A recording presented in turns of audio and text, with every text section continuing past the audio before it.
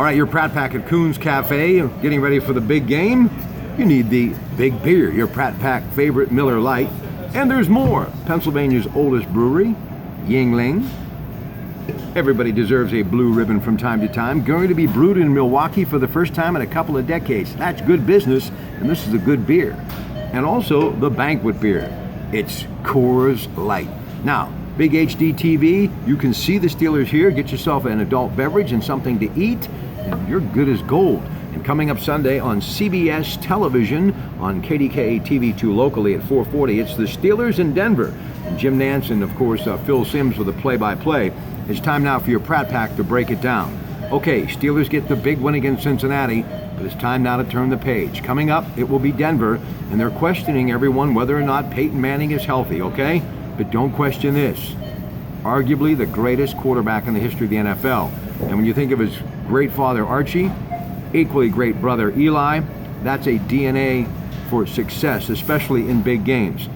Don't argue that.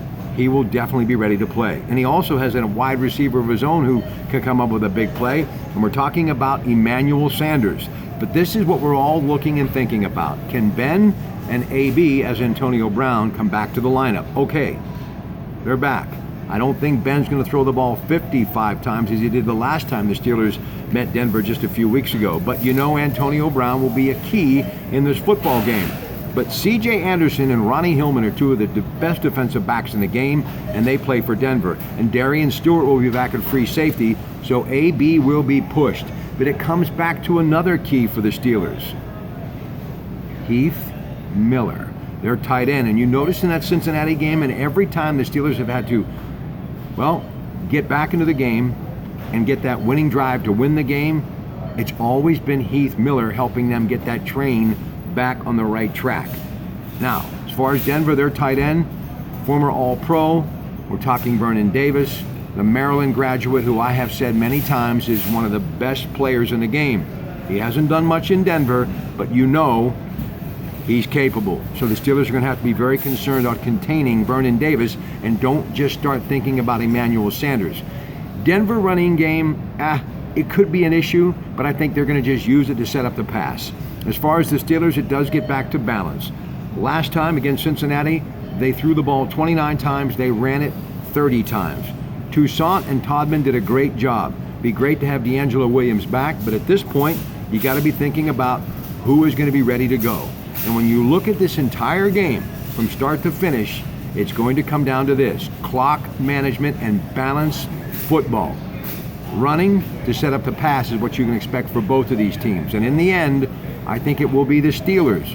They're going to win by a touchdown, maybe by a pair of field goals. And the way Chris Boswell has been kicking, how can you argue the Steelers really struck gold by picking him up?